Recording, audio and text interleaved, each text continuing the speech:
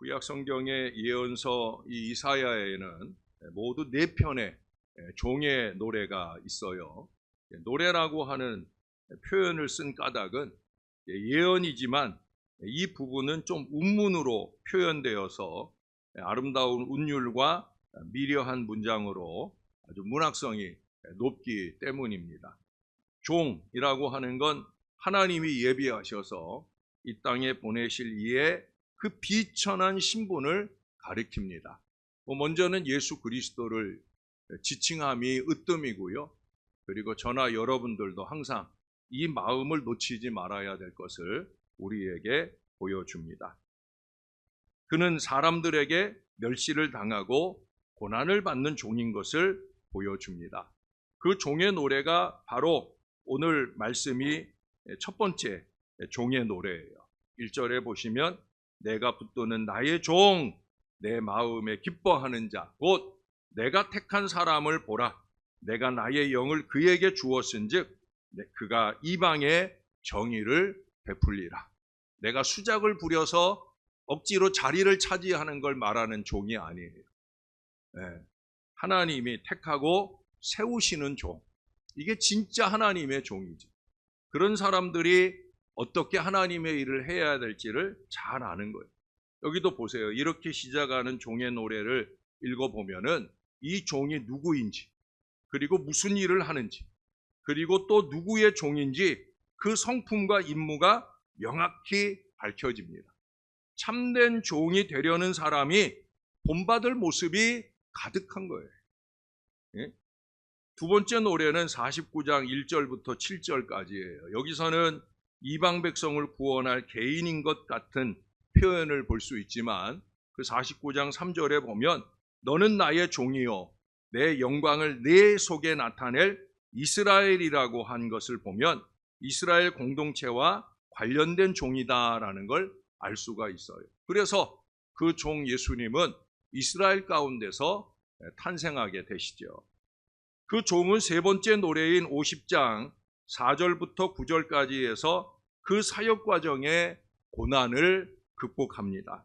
50장 6절에 보면 나를 때리는 자들에게 내 등을 맡기며 나의 수염을 뽑는 자들에게 나의 뺨을 맡기며 모욕과 침뱉음을 당하여도 내 얼굴을 가리지 아니하였느니라. 고난받는 종의 서막을 보여줍니다. 그리고 이제 드디어 종은 마지막 네 번째 노래, 우리가 잘 아는 52장 13절에서 53장 12절까지 자신의 정체를 확연하게 드러내 주셔요. 우리를 대신하여 고통을 당하는 그 종의 모습은 너무도 잘 알려진 고난의 메시아이셔요. 그 유명한 53장 5절입니다. 그가 찔림은 우리의 허물 때문이요 그가 상함은 우리의 죄악 때문이라. 그가 징계를 받음으로 우리는 평화를 누리고 그가 채찍에 맞음으로 우리는 나음을 받았도다. 우리 때문에 찔리고 맞아야 했던 종은 이 노래가 불린 지 약 700년 후에 이 땅에 오시게 됩니다. 이스라엘 백성은 종에 대하여 민감한 반응을 보일 수밖에 없어요. 그들은 수백 년 전에 보잘것없는 애굽의 노예 민족으로 살았기 때문에 하나님께서 그들을 향한 구원의 약속을 이루어 주셔서 그들은 출애굽 후에 국가를 형성하게 되었습니다. 그런데 그들이 기다리는 메시아가 종이 되어서 그 노예의 모습으로 임할 것이라고 이사야가 예언을 합니다. 이스라엘 백성은 종이라는 이 예언이 반갑지 않았을 거예요.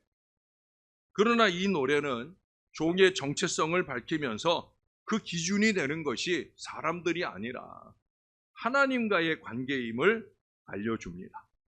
제가 자주 강조하는 코람데오, 하나님 앞에서 하나님이 세우신 종이라는 거죠. 사람이 생각하는 노예의 정체와는 근본적으로 다른 거예요. 이 종은 하나님께서 기뻐하여 택한 사람이라고, 하나님의 영을 받은 사람이라고, 제가 영부림이라는 표현을 많이 쓰잖아요. 이 종은요, 하나님의 영으로 충만한, 아니 영적으로 하나님의 일을 하기 위해서 그렇게 영부림치며 노력하는, 주님을 따라가는 모든 사람들을 말할 거예요.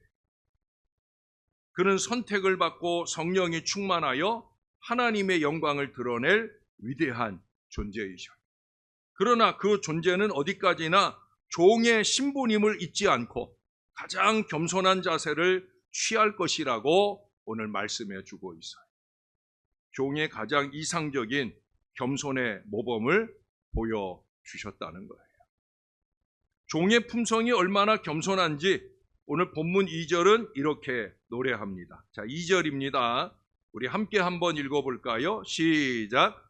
그는 외치지 아니하며 목소리를 높이지 아니하며 그 소리를 거리에 들리게 하지 아니하며.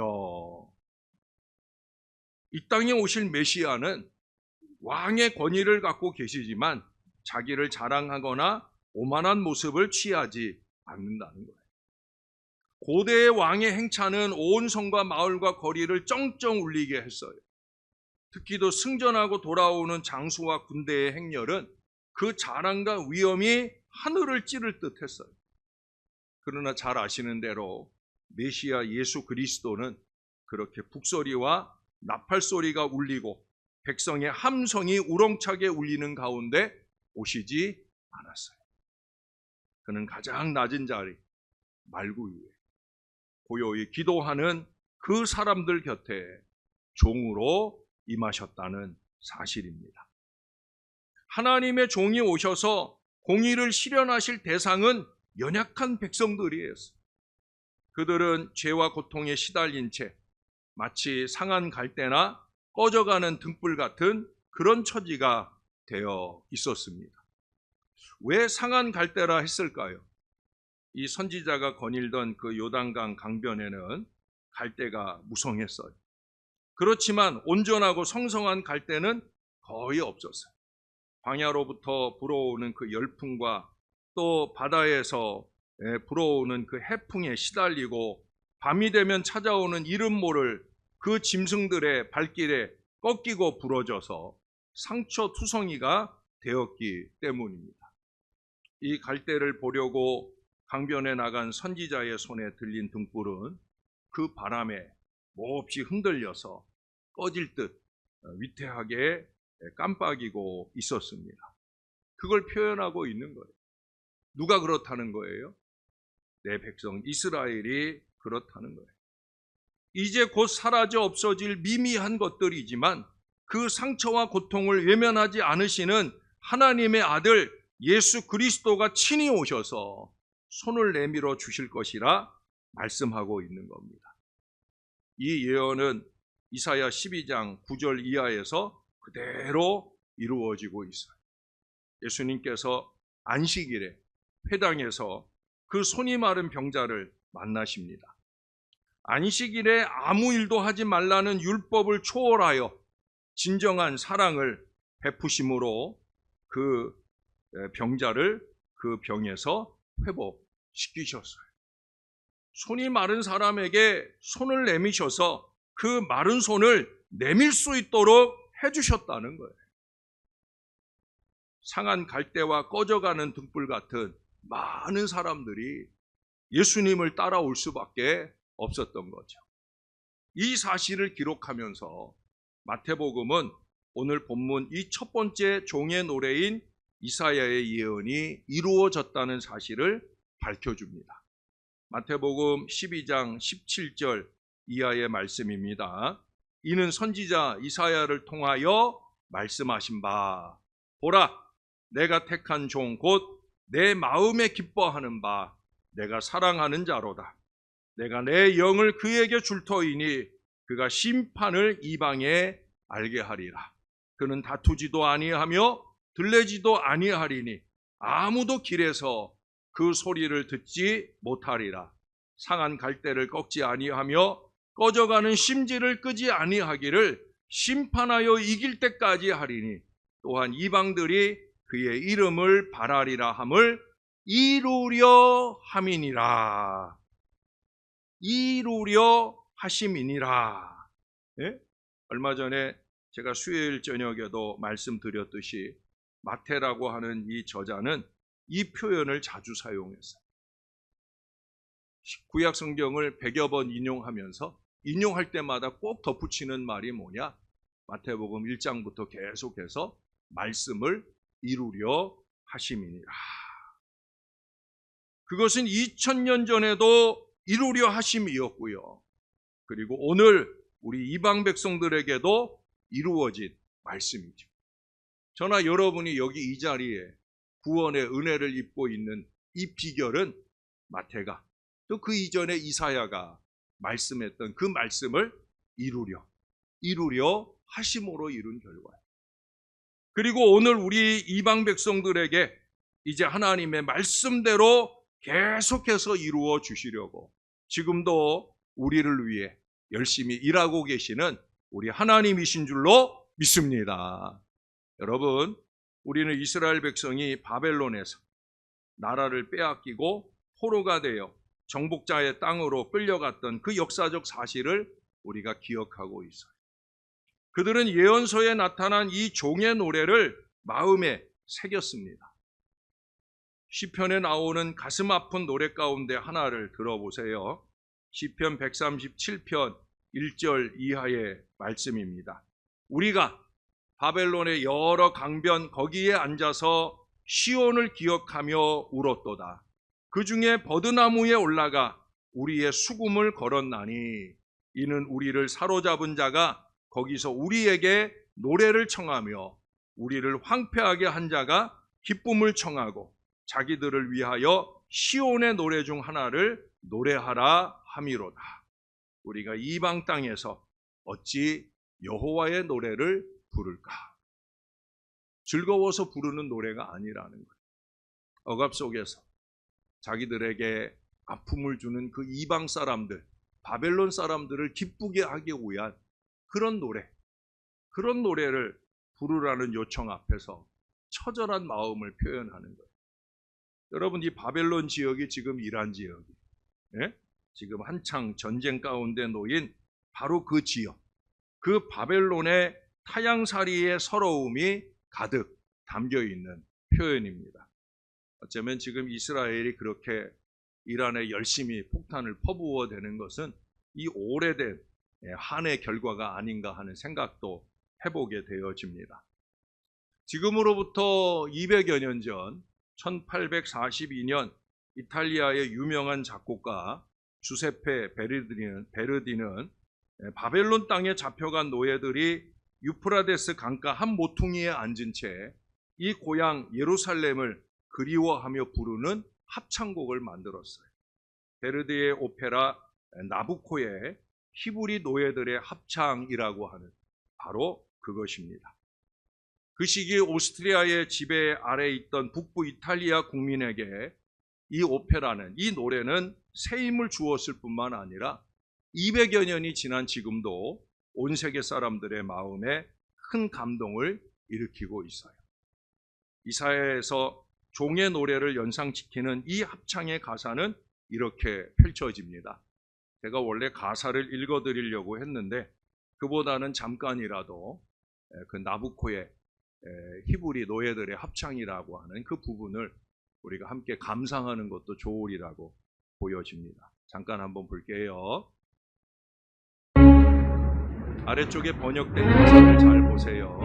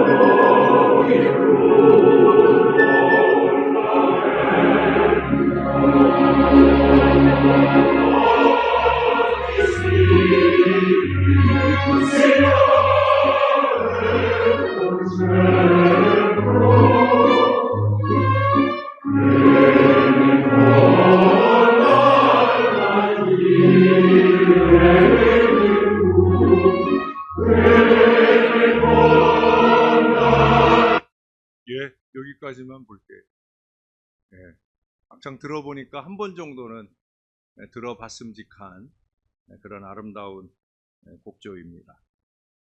제가 가진 번역본의 마지막은 이렇게 노래합니다. 참을 힘을 주는 노래로 주님이 우리에게 용기를 주시리라. 할렐루야! 주님 덕분에 다시 힘을 낼 수 있는 거예요. 종은 노래를 부릅니다.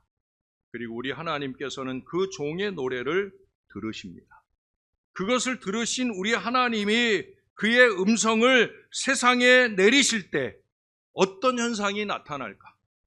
오늘 본문 뒤에 5절에 보면 하늘과 땅 그리고 피조물의 호흡과 거룩한 영이 함께 이 말씀을 들으며 화답할 것에 대해 말씀하고 있어요. 그리고 6절에 가면 그의 종을 의로 부르셔서 빛이 되게 하실 것이라 말씀합니다. 구체적으로 우리 하나님께서 그리스도를 부르신 목적은, 저와 여러분을 부르는 목적은 세상에 의를 나타내시고 그를 이방의 빛으로 삼으시기 위함인 거예요. 어느 날 어느 반 학생들이 운동장에 나가서 그림자에 대한 수업을 하던 중에 학생들과 함께 여러 가지 그림자 모양을 만들던 중에 갑자기 선생님에게 이런 의문이 생겼어요. 하나님께서는 왜 우리에게 그림자를 주셨을까? 우리도 많이 궁금한 일 아닙니까? 그림자는 왜 주셨을까? 쓸데없이 주시는 하나님이 아니신데 왜 그림자를 주셨을까? 그림자에 대한 이 수업을 다 마치고 학생들을 보낸 뒤에도 그 질문은 계속 선생님 마음을 맴돌고 있었습니다. 잠시 묵상하며 기도하는 가운데 하나님께서 이런 대답을 들려주셨어요. 그림자는 바로 너희들의 죄다. 내가 그림자를 너희 몸에 붙여둔 이유는 그 그림자를 보면서 너희들이 죄인임을 기억하라 하는 뜻이다. 선생님은 무릎을 쳤어요. 그 시커먼 그림자, 그것은 바로 우리의 검디 검은 죄였다라고 하는 거예요. 그래서 이사야서 6장의 이사야도, 누가복음 5장의 베드로도, 그리고 주님 앞에 서는 우리 모두도 그 영원하신 빛 대신 하나님 앞에, 그리스도 앞에 설 때마다 우리가 죄인이다라는 것을 깨달을 수밖에 없는 이유, 그것이 바로 여기에 있다는 걸 알게 됩니다. 세상이 어두우면 어두울수록 사람들이 죄인임을 깨닫지 못하고 살잖아요. 그거 왜 그래요? 여러분, 날이 흐리고 어두우면 그림자 보여요? 안 보여요? 안 보이잖아요. 같은 이치예요. 세상의 죄악이 관영하고 심지어 교회 안에서조차 온갖 이기와 욕심이 널널해지면은요, 죄를 죄로 깨닫지 못해요. 아무리 강단에서 그렇게 살면 안 됩니다라고 말해도 아무렇지도 않게 들리는 거예요. 너무 어두워져 있어 살다 보니까 그림자가 보이지 않는 거죠. 죄가 보이지 않는 거예요. 해가 가장 높이 떠 있을 때 그림자가 가장 짧은 것처럼 그리스도께서 우리를 통해 가장 높이 영광을 받으실 때 우리 죄에 대한 부담감도 가장 적어질 거예요. 그래서 저는 자꾸 하나님께 영광을 강조하고 또 강조하는 거예요. 왜? 예수 그리스도를 가장 높이 영광 받으시게 하는 것, 결국 그 하나님이 영광 받으실 때 우리의 죄는 가장 작아진, 결국 하나님께 영광 돌린다는 건 누구를 위한 일이냐? 나를 위한 일이에요. 나를. 그래서 저는 자꾸 말하는 거예요. 자꾸 자기 영광 드러내려 하지 말고, 그러면 자꾸 그림자만 커지는 거예요. 네? 자꾸 죄만 커지는 거예요. 하나님의 영광, 여기에 집중할수록 우리는 죄가 멀어지는 인생을 살 수 있다는 거예요. 그림자 같은 죄를 없애는 유일한 방법은 우리가 빛 대신 주님의 자녀로 잘 살아가는 거예요. 이사야 당시 그 땅에는 하나님이 세우신 공의가 무너지고 있었고요, 정직과 성실함이 사라지고 있었습니다. 이사야 선지자의 예언은 이미 여호와를 경외하는 영의 강림을 말하면서 이사야 11장 5절에 공의로 그의 허리띠를 삼으며 성실로 그의 몸의 띠를 삼으리라 선포한 바 있어요. 그 언약을 성취하기 위해 종이 세상에 오셨습니다. 그리고 놀랍게도 이방을 비추는 빛이 되셨습니다. 구원의 선택을 받았다는 자만심으로 뭉쳐있던 이 유대인들에게는 엄청난 충격이었어요. 그들의 오만이 깨진 자리에 예수 그리스도는 온 인류의 구원자로서 이 세상에 오셨습니다. 하나님 앞에 일하는 사람들은 그래서 그만큼도 교만이 그 마음에 자리 잡고 있으면 안 돼요. 너무 얄팍한 자기 생각이, 자기 안위가 이 하나님의 빛을 흐리게 만든다는 사실을 깨달아야 되는 거예요. 종의 사역은 대표적으로 눈먼 사람들의 눈을 밝히고 흑암에 갇힌 사람들을 이끄는 일로 압축이 됩니다. 우리는 눈먼 장애인이 아니며 감옥에 갇힌 죄인이 아니므로 이 종의 사역과 관계가 없다고 생각해서는 안 되겠죠. 우리는 영적 안목이 어두워진 사람들이고요. 불의와 거짓으로 가득한 흑암 속에서 자유를 박탈당한 사람들입니다. 요한복음에 기록된 예수 그리스도의 말씀 두 군데를 깊이 묵상할 필요가 있어요. 종의 사역이 한마디로 함축된 말씀들입니다. 요한복음 8장 31절 하반절에 보면 너희가 내 말에 거하면 참으로 내 제자가 되고 진리를 알지니 진리가 너희를 자유롭게 하리라. 9장 5절에 가면 내가 세상에 있는 동안에는 세상의 빛이로다. 우리 주 예수님이 비록 종으로 오셨지만 빛이요 진리이신 예수님이죠. 그래서 요한복음에서는 끊임없이 그 예수님을 내 안에, 빛 대신 주님을 내 안에 가득한 이기와 욕심의 어둠을 몰아내고 빛 대신 주님이 내 안에 나의 주인으로 그렇게 살 수 있는 신앙을 끊임없이 강조하잖아요. 요즘 천만 관객을 끌어모은 영화가 있죠. 네? 왕과 사는 남자, 왕사남이라고 부르던데 저 천만 되기 전에 꼭 가보고 싶었는데 뭐 그리 바쁜지 우리는 이제 아내하고 저하고 취미가 달라요. 저는 영화 감상이 취미인데 우리 아내는 별로예요. 네, 그래서 못 봤는데 어떡하든지 이번 주 안에는 꼭 한번 가볼라 생각을 합니다. 혹시 저랑 같이 갈 사람? 예, 그런데 이 영화의 주연으로 출연한 박지훈이라고 하는 배우가 이 영화의 감독인 그 장항준 그 사람을 소개할 때 사람들 앞에서 뭐라고 소개하냐면 내 마음속 거장, 예? 우리가 흔히 내 마음속의 저장이라는 말에서 아마 끌어와가지고 내 마음속 거장 장항준 감독이라고. 여러분 지난주일 설교 기억하셔요? 거장의 손길이 닿을 때라는 미국의 시를 소개하면서 그때 우리의 최고의 거장, 마스터는 바로 예수님이다. 내 마음속에 저장되어 있어야 할 최고의 거장은 바로 예수님이다 하는 말씀을 드렸어요. 이거 잊지 말아요. 그 주님이 오늘 9절 하반절에 보니까 이제 내가 새 일을 알리노라 말씀해요. 하나님께서는 종을 통해 새 일을 알려주시려 한다는 거예요. 이는 먼저 이스라엘의 역사상 가장 힘들고 괴로웠던 포로 생활과 그것으로부터의 해방, 귀환에 관한 예언으로 볼 수가 있어요. 우리가 아까 히브리 노예들의 합창을 들었잖아요. 그 간절함, 하나님이 다 들으신다는 거죠.